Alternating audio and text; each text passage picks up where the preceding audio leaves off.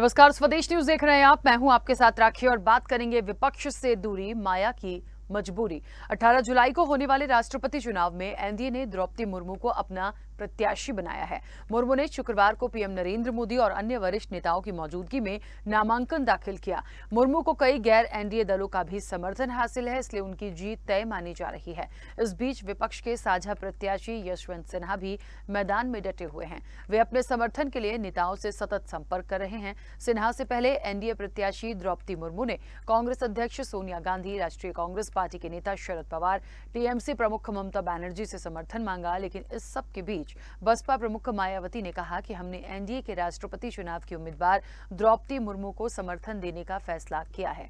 उन्होंने कहा कि हमने ये फैसला न तो भाजपा या एनडीए के समर्थन में और न ही विपक्ष के खिलाफ, बल्कि अपनी पार्टी और आंदोलन को ध्यान में रखते हुए लिया है। मायावती ने राष्ट्रपति चुनाव को लेकर विपक्ष की बैठक में बसपा को न बुलाए जाने पर हमला बोला। मायावती ने कहा कि हमें सरकार और विपक्ष ने अलग थलग रखा। राष्ट्रपति चुनाव में विपक्ष का षड्यंत्र है। हम ये साफ कर देना चाहते हैं कि हमारी पार्टी ने आदिवासी समाज को अपने मूवमेंट का खास हिस्सा मानते हुए द्रौपदी मुर्मू को राष्ट्रपति पद के लिए अपना समर्थन दिया है। एक आदिवासी समाज की योग्य और कर्मठ महिला को देश की राष्ट्रपति बनाने के हम पक्ष में हैं। मायावती ने कहा कि बंगाल की मुख्यमंत्री ममता बनर्जी ने राष्ट्रपति चुनाव के लिए एक विपक्षी उम्मीदवार का चयन करने के लिए 15 जून को बैठक बुलाई थी और केवल चयनित पार्टियों को आमंत्रित किया था। इसके साथ ही जब शरद पवार ने 21 जून को बैठक बुलाई तो बसपा को आमंत्रित नहीं किया गया। ये उनके जातिवाद के उद्देश्यों को दर्शाता है। आपको बता दें कि पूर्व केंद्रीय मंत्री यशवंत सिन्हा राष्ट्रपति चुनाव में विपक्ष के साझा उम्मीदवार बनाए गए हैं। 4 दिन पहले हुई संयुक्त बैठक के बाद कांग्रेस नेता जयराम रमेश ने कहा था कि विपक्षी दलों ने सर्वसम्मति से फैसला किया है कि यशवंत सिन्हा राष्ट्रपति चुनाव के लिए विपक्ष के साझा उम्मीदवार होंगे। लेकिन इन सब के बीच मायावती आती हैं और विपक्षियों की उपेक्षा का दर्द सामने आया। उन्होंने आदिवासी प्रेम भी उनको दिखाई दिया। सवाल यही होता है कि आखिरकार मायावती को लेकर विपक्ष की दूरी क्या मायावती की मजबूरी है? जो जातिवाद के आरोप मायावती ने लगाए वो कितने सही हैं और आखिर क्यों मायावती को विपक्ष ने बैठक से दूर रखा? इन सब पर चर्चा करेंगे। कुछ प्रतिक्रिया है, पहले वो सुनते हैं। हमारी पार्टी ने आदिवासी समाज को अपनी मूवमेंट का खास हिस्सा मानते हुए द्रौपदी मुर्मू को राष्ट्रपति पद के लिए अपना समर्थन देने का फैसला लिया है और हमने ये अति महत्वपूर्ण फैसला बीजेपी व इनके एनडीए के पक्ष में नहीं और न ही इनके विपक्ष यूपीए के विरोध में कोई सोचकर लिया है, बल्कि अपनी पार्टी व मूवमेंट को विशेष ध्यान में रखकर ही एक आदिवासी समाज की योग्य व कर्मठ महिला को देश का राष्ट्रपति बनाने के लिए ये खास फैसला लिया है। हालांकि वह कितना फ्रीली होकर वह बिना किसी दबाव के कार्य कर पाएगी ये तो आगे चलकर समय ही बताएगा। हमारी पार्टी ने कि कोई भी किसी को समर्थन कर सकता है, लेकिन ये सच्चाई है। सभी जानते हैं कि बहुजन समाज पार्टी ने पिछले 8 सालों में सिर्फ और सिर्फ भारतीय जनता पार्टी की बी टीम बनकर काम किया। आज उसी का परिणाम है। हाथरस जैसी भयावह घटनाएं हुई, उस समय कहीं दिखाई नहीं पड़ी बहन जी, ना दिखाई पड़ी बहुजन समाज पार्टी। उस समय अगर कोई आवाज लड़ रहा था तो कांग्रेस पार्टी लड़ रही थी, राहुल गांधी जी उनके लिए लड़ रहे थे। सबसे ज्यादा दलितों पर अत्याचार होता है, तब तो बहन जी नजर नहीं आती। समाज जान चुका है आने वाले समय में भारतीय जनता पार्टी डूब चुकी है और ज्यादा डूब जाएगी। इस पर पार्टी के लेन देन से कोई फर्क नहीं पड़ता। फर्क पड़ता है विचारधारा से, किसकी विचारधारा किस लिए मिलती है। लेकिन मैं साथ ही कहना चाहूंगी कि पार्टी के सभी राष्ट्रीय अध्यक्ष, राष्ट्रीय कोर कमेटियां इस बात पर निर्भर करेंगे कि अपने विधायकों, सांसदों की नीतियों को, विचारधारा को इकट्ठा करें। जिधर भी वोट करें तो एक साथ वोट करें। तो आपको बता दें कि विपक्ष से दूरी, माया की मजबूरी, क्या वाकई ऐसा है या उनका जो समर्थन राष्ट्रपति उम्मीदवार हैं द्रौपदी मुर्मू उनके लिए जो आया है, और फिर बहुत सारी चीजें देखिए इन सब के बीच में कहीं ना कहीं मायावती को ऐसा लगा है कि जातिवाद के लिए सोचा गया है, बैठकें रखी गई थी, उसके लिए हमें नहीं बुलाया गया, एकदम अलग रखा। तो ये बहुत सारी चीजें हैं इसमें कि आखिरकार ये जो चीजें आ रही हैं आखिरकार कौन आगे आएगा। द्रौपदी मुर्मू को मायावती समर्थन दे रही हैं, ममता बनर्जी को लेकर नाराजगी जताई है। हालांकि द्रौपदी मुर्मू ने भी सोनिया गांधी, शरद पवार, ममता से समर्थन मांगा है। अब इस पर यही है कि मायावती का यदि द्रौपदी मुर्मू को समर्थन है, उस पर विपक्ष का हमला है और बहुत सारी चीजें उसके बाद निकल कर आ रही हैं। हालांकि भारतीय जनता पार्टी ने मायावती के फैसले का स्वागत किया है, क्योंकि निश्चित तौर पर देखें, यदि उनका सपोर्ट होता है तो भारतीय जनता पार्टी की, क्योंकि वो उस तरफ से उम्मीदवार हैं, तो वो उनके लिए खुशी की बात है। लेकिन जो दूसरे दल हैं, जो विपक्षी हैं, वो कहीं ना कहीं सवाल उठा रहे हैं इस तमाम चीजों पर। विस्तार से इस चर्चा को आगे बढ़ाऊंगी। मेहमान जुड़े हैं, सबसे पहले आपका परिचय करा दें। भारतीय जनता पार्टी का पक्ष रखने के लिए आकाश रॉय जी हमारे साथ जुड़े हैं। आकाश जी, बहुत स्वागत चर्चा में जुड़ने के लिए। सपा का पक्ष रखने के लिए निशांत ठाकुर जी हमारे साथ जुड़े। निशांत जी, आपका भी बहुत स्वागत है। और वरिष्ठ पत्रकार नाविद शिकोह जी हमारे साथ जुड़े हैं। नाविद जी, आपका भी बहुत स्वागत है। जी नमस्कार। चर्चा की शुरुआत सबसे पहले आकाश जी आपसे करना चाहती हूँ। देखिए, जितनी भी बातें आई हैं, जो भी हुआ है, नामांकन होगा, वोटिंग होगी, नतीजे होंगे, सबका अपना एक टाइमिंग फिक्स्ड है। उसके पहले जितनी प्रोसेस हो सकती है, द्रौपदी मुर्मू को जहां से जितना समर्थन चाहिए वो भी अपनी तरफ से समर्थन मांग रही हैं और सब चीजें, और ये देखिए होता भी है। लेकिन मायावती ने जो समर्थन दिया उसका तो आपने स्वागत किया, लेकिन बड़े यहाँ पर उनकी स्थिति जो हो रही है कि विपक्षी बड़े सवाल खड़े कर रहे हैं, इसे किस तरह से आप ले रहे हैं? देखिए राखी जी, सबसे पहले तो मैं ये कहूंगा कि विपक्ष के लोग कम से कम उनको ये सोचना चाहिए कि देश में पहली बार कोई आदिवासी महिला राष्ट्रपति होने जा रही है, तो विपक्ष के लोगों को तो पूर्ण समर्थन करना चाहिए। और यशवंत सिन्हा को उन्होंने उम्मीदवार बना के कोई ऐसा नहीं है कि वो फाइट देंगे या चुनाव जीत सकते हैं। रिजल्ट क्या होना है ये आप भी जानती हैं, विपक्ष भी जानता है और सारी पार्टियां जानती हैं।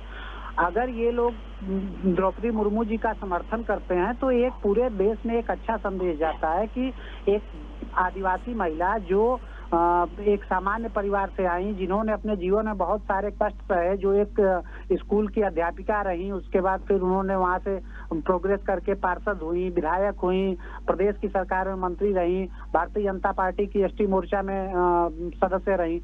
तो बहुत सारे संघर्षों के बाद वो आज इस मुकाम पे पहुंची हैं कि, और झारखंड की सबसे लंबे तक राज्यपाल रहने का भी गौरव उनको मिला है। तो बहुत सारे उपलब्धियां उनके पीछे जुड़ी हुई हैं और उन उपलब्धियों के साथ साथ उनके संघर्ष की वानगी भी जुड़ी हुई है। तो विपक्ष के लोग अगर समर्थन करते तो निश्चित रूप से भारतीय जनता पार्टी उनका सहर्ष स्वागत करती। जहां तक मायावती जी की बात आपने कहा कि मायावती जी ने इसका समर्थन किया है, तो हम मायावती जी के इस फैसले का बहुत स्वागत करते हैं और उनको बहुत बहुत धन्यवाद भी देते हैं। और लेकिन मेरा एक और प्रश्न इसमें यह है कि मायावती जी जिनकी पार्टी और वो खुद एक दलित हितैषी होने का दावा करती हैं, और अगर इस समर्थन के बाद उनको ये लगता है कि उन्होंने कोई बहुत बड़ा एहसान किया है, तो उनका कोई बहुत बड़ा एहसान नहीं है। लेकिन एक जिम्मेदार नेता होने के नाते उन्होंने जो पहल की है, उस पहल का भारतीय जनता पार्टी तहे दिल से स्वागत करती है। और मैं तो आपके चैनल के माध्यम से विपक्ष के अन्य साथियों से और अन्य पार्टियों से भी यही अपील करूंगा कि देश में पहली बार एक आदिवासी दलित महिला राष्ट्रपति बनने जा रही हैं और आप सब मिलकर उनका समर्थन करें, हम सब मिलकर उनको उस महामहिम की कुर्सी तक लेके जाएं। ठीक है, निशांत जी किस तरह से लेते हैं जो चीजें आ रही हैं? देखिए, एक तो ये विषय ऐसा है या राष्ट्रपति उम्मीदवार की बात हो रही है, तो मुझे लगता है एक ऐसा पद है जिसकी अपनी एक गरिमा है और जो प्रत्याशी हैं उनका भी बहुत अलग महत्व होता है, क्योंकि वो किस पद के लिए सामने हैं। अब देखिए, ये बात बिल्कुल सही है कि जिसका जो समर्थन होगा वो सामने आएगा, लेकिन जहां तक विपक्ष जो सवाल खड़े कर रहा है या विपक्ष ने जिस तरह से कई सवाल मायावती को लेके उठाए हैं, तो परेशानी कहाँ है? क्योंकि मायावती कह रही हैं कि भाई बैठक की थी, हमें दरकिनार करा, हमें बुलाया नहीं गया, हमारे साथ ये भेदभाव क्यों? तो हम तो एक, क्योंकि वो आदिवासी वर्ग से आती हैं और इसलिए भी, और एक महिला है, और यदि वो आगे आती है इसलिए हमने उनको बहुत सारी चीज़ों को सोच समझ कर ही समर्थन दिया है। विपक्ष क्यों ये तमाम चीज़ें एक नेगेटिव पॉइंट से लेके चल रहे हैं? सबका अपना अपना एक संगठन है, सबकी अपनी अपनी एक विचारधारा होती है। चाहे जसवंत सिन्हा जी की बात हो या मुर्मू जी की बात हो, विचारधारा अलग हो सकती है, सम्मानजनक अलग हो सकता है, लेकिन राष्ट्रपति पद एक इतना गरिमामय पद होता है जिसमें सभी लोग सम्मान में सर झुकाते हैं और सभी लोग इज्जत करते हैं। जैसे कि अगर बात विपक्ष की जाए, जैसे बार बार आकाश जी कह रहे हैं कि द्रौपदी मुर्मू जी के पक्ष में, तो किसी की अच्छाई गिनाना बड़ी अच्छी बात है, लेकिन बुराई किसी की करना एक गलत बात है। जसवंत सिन्हा जी भी एक राष्ट्रपति पद के लिए निर्वाचन आयोग गए हैं, या जनता के माध्यम से, विधायक सांसदों के माध्यम से राष्ट्रपति बनना चाहते हैं, या विपक्ष की इच्छा रही है, तो ये भी बड़ी अच्छी बात है। लेकिन बात एक विचारधारा की जाए तो चाहे विचारधारा समाजवादी पार्टी की हो या भारतीय जनता पार्टी की हो, ये पद एक ऐसा गर्मवाही पद, एक रेस्पेक्टेड पद होता है कि इसमें किसी व्यक्ति एक की नहीं होती, किसी व्यक्ति निधि की सोच नहीं होती, इसमें सबकी अपनी अपनी विचारधारा हो सकती है। हो सकता है कुछ भारतीय जनता पार्टी के साथी सिन्हा जी को पसंद कर सकते हो, या फिर हो सकता है कुछ विपक्ष के साथी मुर्मू जी को कर सकते हो। लेकिन इसमें संशय की बात यह है, संशोधन की बात यह है कि भारतीय जनता पार्टी की बात, समाजवादी पार्टी की बात, बसपा की बात, इसमें सभी लोग अपने अपने संगठन, अपने अपने विधायकों और अपने अपने सांसदों को साधे और अपनी अपनी विचारधाराओं को मैच करें। ये उन लोगों की महत्वपूर्ण समय सीमा है। इसी के अकॉर्ड जो उन लोगों की महत्वपूर्ण संगठन और बोर्ड मीटिंग तय करेगी, अपने अपने उम्मीदवारों को, अपने अपने पसंदीदा चेहरों को वो वोट कर सकते हैं। इसके लिए सभी लोग स्वतंत्र हैं। बात आती है कि मायावती जी की, राष्ट्रीय अध्यक्ष जी की, तो कौन कितनी पार्टी ईमानदार है ये किसी से छुपाई नहीं गई है। बाकी किसी भी पार्टी पर कोई प्रश्न चिन्ह नहीं लगा सकते, क्योंकि ये चुनाव एक इतना सम्मानजनक है कि सबके अपने अपने पसंदीदा नेता हो सकते हैं, पसंदीदा राष्ट्रपति हो सकते हैं, तो सब विधायकों की विचारधारा अलग हो सकती है, सब सांसदों की। बाकी मैं बार बार समाजवादी पार्टी की तरफ से कहना चाहूंगा, या फिर सभी पार्टी की तरफ से, कि सब राष्ट्रीय अध्यक्ष या बोर्ड मीटिंग अपने अपने नेताओं, अपने अपने विधायकों और सांसदों को अपनी अपनी विचारधारा को अनुकूल ढालने की कोशिश करें और अपने अपने राष्ट्रपति पद के उम्मीदवारों को वोट करें। ठीक है नाविद जी, आप किस तरह से लेते हैं इस चीज को? क्योंकि देखिए मायावती ने जातिवाद के आरोप भी लगाए हैं और विपक्ष जो है वो मायावती की उपेक्षा भी कर रहा है, तो बहुत सारी चीजें, क्या वाकई मायावती की मजबूरी है विपक्ष से दूरी, या कुछ और है? इसे किस एंगल से आप देखते हैं? तो ये हमें समझना चाहिए है कि लोकसभा चुनाव बहुत बड़ा चुनाव है और उसको बहुत ज्यादा समय नहीं है, और लोकसभा जैसे चुनाव के लिए 2 साल तैयारियों के लिए बहुत नहीं होता है। कोई भी राजनीतिक दल को जो लड़ाई में लोकसभा चुनाव में उतरेगा या उसकी तैयारी करेगा, उसके लिए 2 साल की तैयारी जरूरी होती है। कम से कम 2 साल बहुत ज्यादा नहीं होते हैं। और ये राष्ट्रपति चुनाव जो होने जा रहा है, इसमें इस वक्त भारतीय जनता पार्टी बहुत मजबूत राजनीतिक दल है, सत्ता में है, और उससे लड़ने के लिए कोई फिलहाल कोई दल ऐसा नहीं है जो भारतीय जनता पार्टी से सीधा मुकाबला कर सके। फिलहाल जो लगता है राष्ट्रीय लेवल पे, केंद्रीय लेवल पे, अब मुझे लगता है कि ये ऐसा वक्त था जब विपक्ष, गैर भाजपाई दल एकजुट होते, मजबूत होते, आपस में उनके सामंजस्य होता और ये साबित करते, इस बात का दावा करते, इस बात का शक्ति प्रदर्शन करते कि लोकसभा चुनाव तक हम मजबूत होंगे भाजपा से लड़ने के लिए, भाजपा का मुकाबला करने के लिए। उसके लिए विपक्ष की एकजुटता जरूरी है या जरूरी थी। लेकिन राष्ट्रपति चुनाव को लेकर जिस तरीके से बिखरा हुआ विपक्ष नजर आ रहा है, जिसमें एक फैक्टर मायावती जी का है जिस पर आज हम लोग चर्चा कर रहे हैं, उससे ये लग रहा है कि भाजपा से लड़ने के लिए विपक्ष एकजुट शायद नहीं हो पाया। अगर ऐसा ही रहा तो देखिए, ये बात सही है कि कोशिश की गई, लेकिन कोशिश नाकाफी थी। विपक्षी दल इकट्ठा हुए और उन्होंने राष्ट्रपति के लिए अपना एक नुमाइंदा खड़ा करने की बात हुई, उसमें चुना भी गया। लेकिन जैसा कि मायावती जी कह रही हैं, उनकी बात में दम है और उनकी बात में तर्क है कि वो भी एक विपक्षी दल है। उनका वो बात अलग है कि उनकी बहुत अच्छी स्थिति नहीं है, उनके नंबर्स नहीं है उनके पास ना उसके बाद, लेकिन वो बड़ी नेत्री हैं। वो दलितों की, पिछड़ों की, गरीबों की बहुजन समाज पार्टी कही जाती है, जमीन पे उसने काम भी किया है। ऐसे में अगर उनको नजरअंदाज किया गया है, चाहे वो ममता जी हो चाहे कोई और हो, तो उनका ये जो शिकवा और शिकायत है, ये अपने आप में बड़ी जायज है। और एक चीज को और भी समझना पड़ेगा कि मायावती जी की पृष्ठभूमि जो है, जो बसपा की पृष्ठभूमि है, वो गरीबों की, पिछड़ों की है और आदिवासी कैंडिडेट हैं, आदिवासी क्षेत्र से बिलोंग करती हैं। अगर उन्होंने ऐसी स्थितियों में जब उनको विपक्षी नेताओं ने जो एक नेतृत्व तैयार कर रहे थे एक कैंडिडेट उतारने के लिए, उनको एक तरीके से ना बुलाना एक अपमान ही है, अप्रत्यक्ष अपमान है, क्योंकि उनका एक बड़ी वक्त मतलब उत्तर प्रदेश में एक बहुत बड़ी नेत्री, कई बार मुख्यमंत्री रही।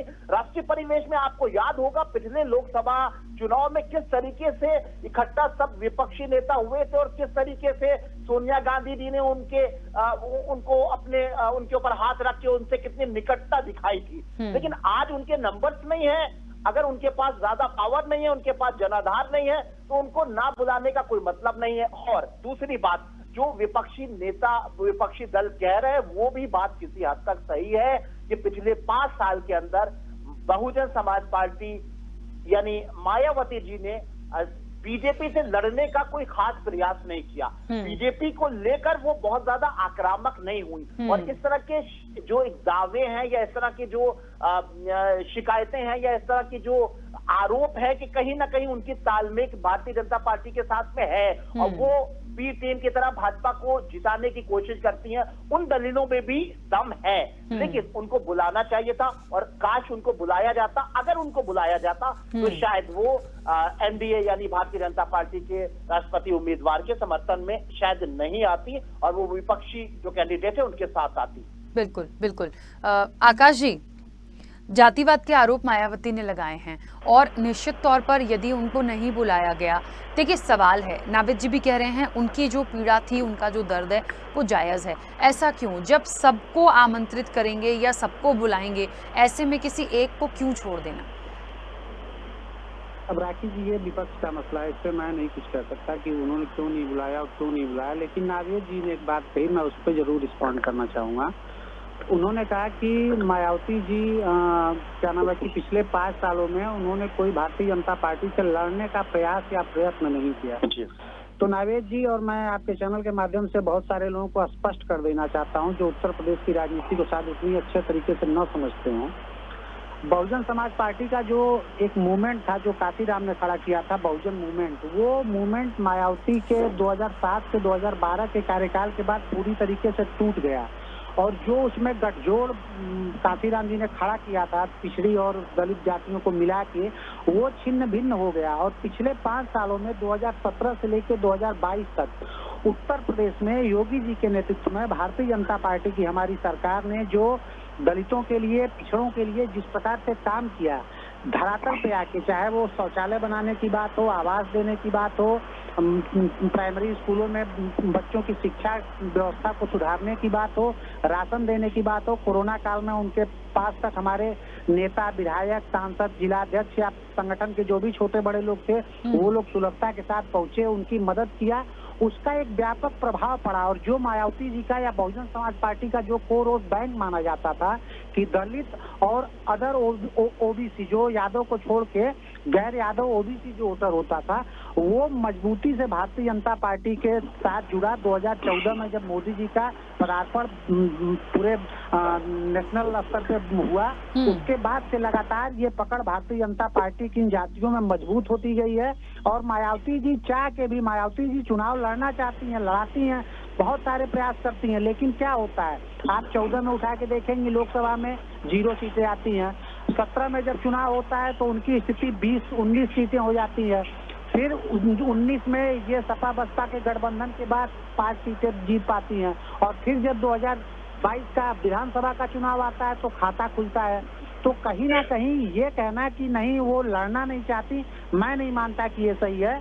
उनका जो कोर वोट बैंक था वो भारतीय जनता पार्टी के साथ मजबूती से जुड़ा है और उसका कारण ये था कि मायावती जी 4 बार मुख्यमंत्री रहने के बाद जो काम नहीं कर पाई उस वर्ग के लिए, वो काम भारतीय जनता पार्टी ने अपने 5 साल के कार्यकाल में किया।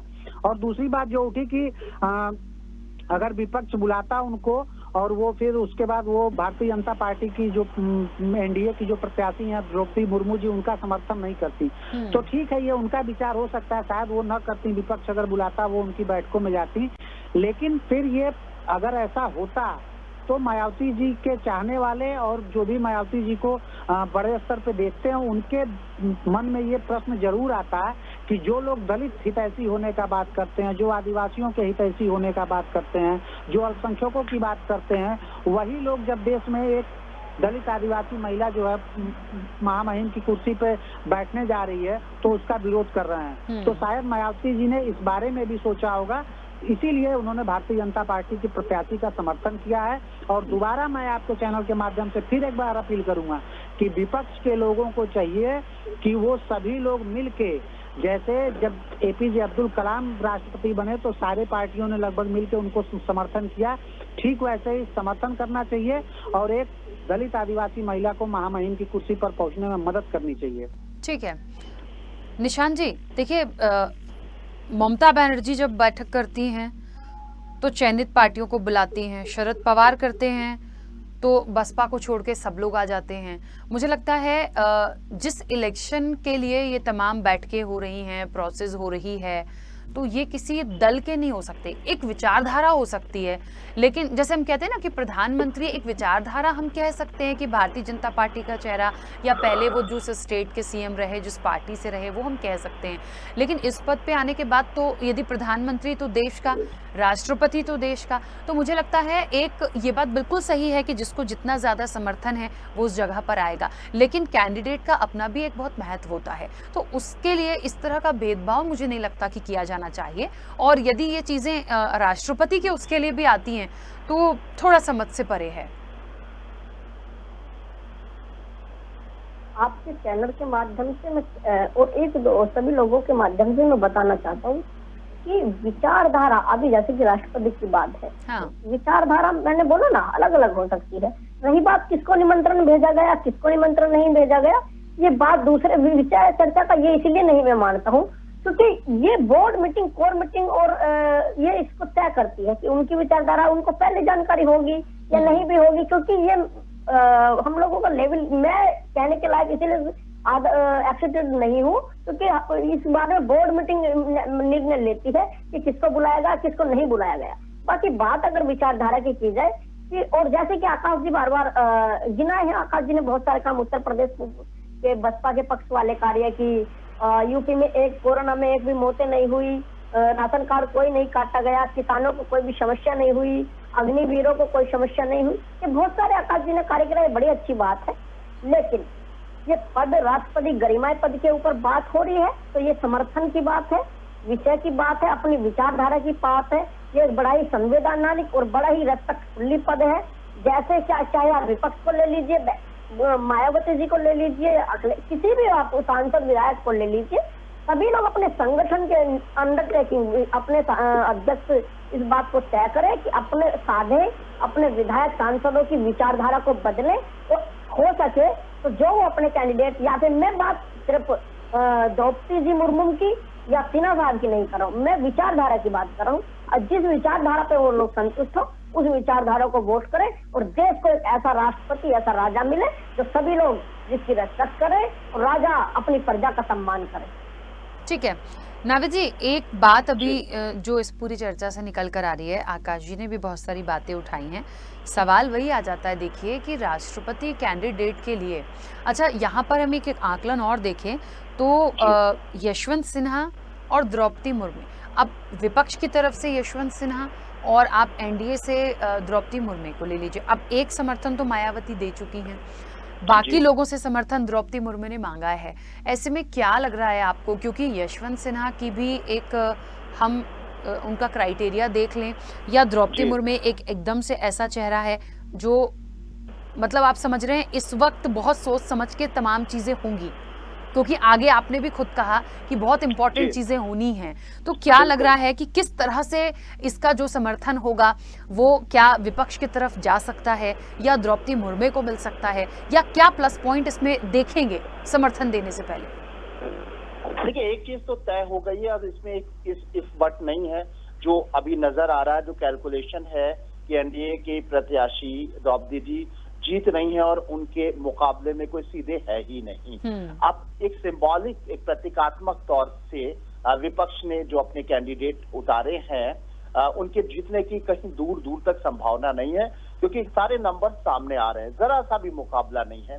और खास तौर से इस बात को गौर करना होगा कि विपक्ष या तो लड़ाई के लिए अपने तैयार मजबूती से तैयारी करता, लॉबिंग करता, विपक्षी दलों के साथ बैठता, कोशिश करता, ना उसने कोई खास कोशिश की।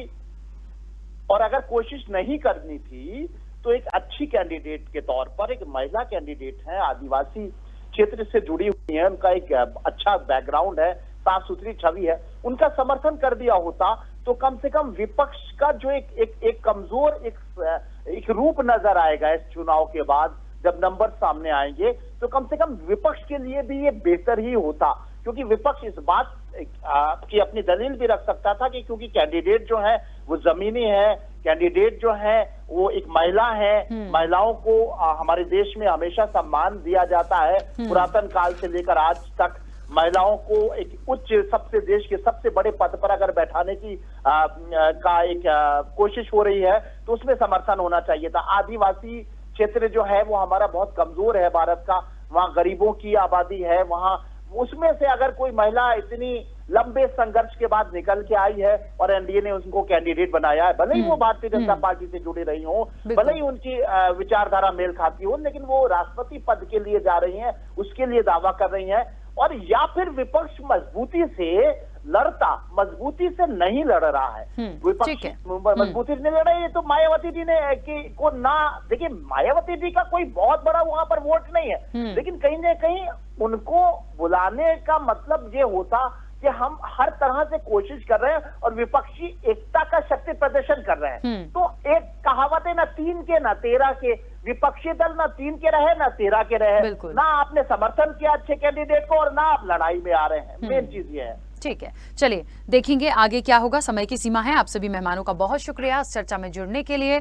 तो देखिए बात वही है, विपक्ष से दूरी, माया की मजबूरी, क्या हो सकता है, कैसे हुआ है, और लगभग स्थितियां तो साफ दिख रही हैं कि द्रौपदी मुर्मू जो हैं वो एक राष्ट्रपति के रूप में नजर आ सकती हैं। लेकिन देखिए अभी बहुत सारी प्रोसेस बाकी है, बहुत सारी चीजें चल रही हैं, इसलिए हम कुछ भी नहीं करेंगे, सिर्फ इंतजार किया जा सकता है। लेकिन जो चीजें भी हुई हैं, मायावती की तरफ से आई हैं, वो निश्चित तौर पर बहुत सारे सवाल उन्होंने खड़े किए हैं। तो लगते हैं कि आगे की प्लानिंग्स के साथ ही जो वर्तमान की चीजें हो रही हैं उस पर इसीलिए बहुत सोचा और समझा जा रहा है। फिलहाल चर्चा में इतना ही, दीजिए इजाजत, नमस्कार।